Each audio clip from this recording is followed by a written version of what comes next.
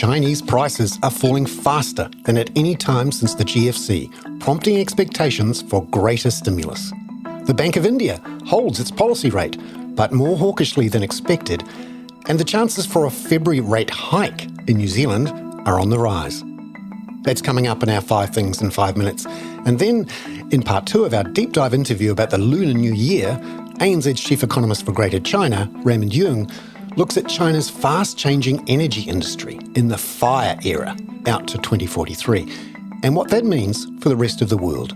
So China itself has to bear the cost of this type of supply of energy-saving device, and the energy consumption in China has actually rose last year instead of decreasing.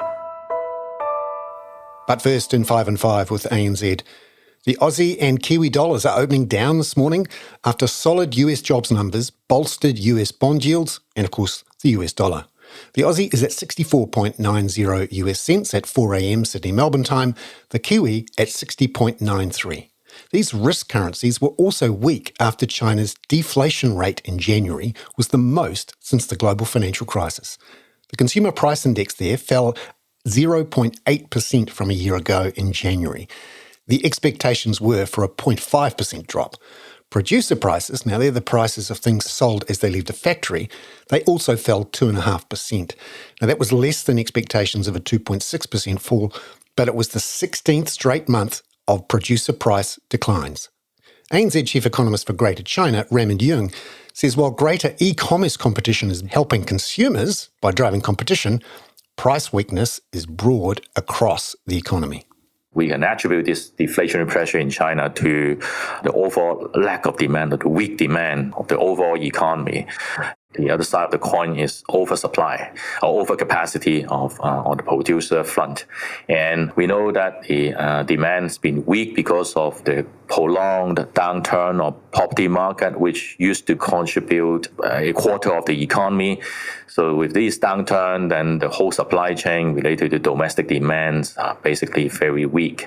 Number 2, Raymond says the data has prompted expectations of further stimulus from authorities, dealing not only with general price declines, but a weakened stock market and falling confidence in China's property sector.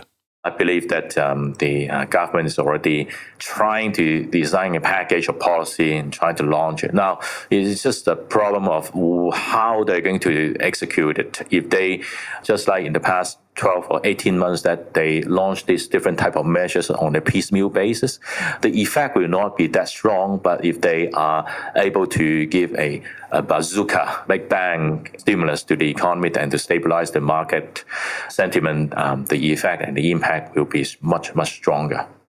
Number 3. In New Zealand, as markets digest Wednesday's stronger than expected jobs data, ANZ New Zealand Chief Economist Sharon Zollner says there are growing question marks about whether the Reserve Bank can say at its next decision on 28th of February that it's doing enough to bring inflation back to target in a reasonable time frame. So before the labour market data, the market was pricing about a 5% chance of a hike. Consequently, that lifted to about 20%. We would put the odds quite a lot higher than that, probably getting close to around 50% actually. It's looking like a line ball call to us at this stage. While the surprise on unemployment was small and the surprise on non-tradable inflation was small and the surprise on everything else was small, it has been a case of the last straw that broke the camel's back. We have had quite a bit of data that suggests that the inflation fighting job's just going to be a little bit tougher, take a little bit longer. Number 4. At the same time, Sharon says strong population growth has been masking broader economic weakness in New Zealand. ANZ Research's Truckometer Index of New Zealand traffic movements in January, which was out yesterday, suggested growth is slowing. It was nice to see a small lift in the light traffic in January, but at just 1.7% for the year, you can't really say that it's strong. The heavy traffic, that tends to be contemporaneous with GDP. So if traffic's strong in the last 3 months of the year, odds are GDP rose, for example. That data wasn't particularly strong in December, but it did lift quite a bit in January, but it's again is up only about 2.3% in the year, which is less than estimated population growth at the moment. So it certainly does demonstrate that the economy is doing it tough. I think a lot of retailers have found themselves overstocked for example, so fewer truck movements. Imports are also pretty sluggish. It's all consistent with a slowing economy as tighter monetary policy works through and some of those excesses of the COVID era are resolved. Number 5, the Reserve Bank of India held its policy rate as expected overnight, but kept a more hawkish stance than some in the markets had hoped. Here's ANZ economist Diraj Nim. The bottom line is that not sufficient progress has been made on inflation. Of course, inflation has been falling, and the outlook shows that inflation will continue to fall. But just to give you some perspective, the current inflation is trending about 5%, and even 1 year out, the inflation projection by the Reserve Bank of India shows it at 4.7%. So this is still far from the 4% target, and I think as long as the 4% target or an alignment with it remains elusive, the Reserve Bank of India is unlikely to lower its guards. Diraj Nim there. Now, in part 2 of our deep dive interview ahead of the Lunar New Year, ANZ Chief Economist for Greater China Raymond Yeung explains how China's increased production of energy-efficient technology, like EVs, is itself requiring greater domestic energy consumption. And he talks about how that interacts with China's pledge to become carbon neutral by 2060. This is the beginning of the fire era for the next 20 years or so, from 2024 to 2043. And it's important for the energy sector in China because of the pledge to get to carbon neutrality by 2060. And also, there's some quite tough targets for being more energy efficient. Could you tell us about, the next couple of years for China's energy and green sectors and why the fire era is important? The fire era referred to, according to the Chinese feng shui, it's also the 5 element cycles.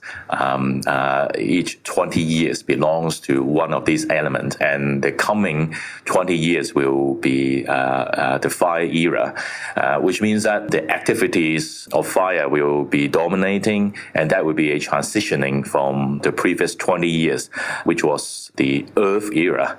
So a lot of the buy-side analysts and portfolio manager were thinking about whether that will affect the structural change of the structural shift of the Chinese economy from a property-led or land-based economy to an energy-led economy. Now, in terms of energy, obviously they were referring to the new energy, which means that a lot of the Chinese economic reform and the structural change will focus on the energy transition, as you mentioned, Bernard.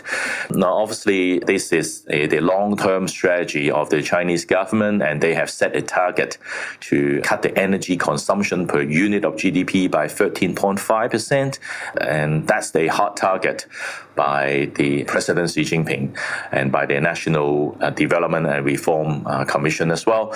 So these targets are very essential, for China to reach the carbon peak by 2030 and carbon neutrality by 2060. Now, obviously, it's not easy to proceed. Actually, if you look at what happened in the last 2 years, it seems to be a lack of progress in terms of China pushing for energy efficiency. And the official data showed that the energy consumption per unit of GDP actually rose by 0.5% last year, 2023. So they didn't meet the target. They met the target of the GDP growth, by 5%, but they have not met the target to reduce the energy consumption or improvement in energy efficiency. Now, even though that we know that China has been very strong in producing electric vehicles now and actually responsible for 40% of global supply of EV and 80% of solar panel production in the world. But because of the strong production, actually they use a lot of energy in producing those energy-saving products for the rest of the world. Raymond Yeung there. That's it for another week. Join us on Monday morning, where we'll preview a big speech coming up from Reserve Bank of New Zealand Governor Adrian Orr.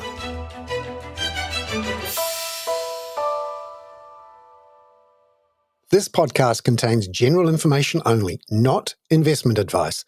You should obtain advice for your personal circumstances before making any investment decisions. Please view the podcast disclaimer available via your media player or email.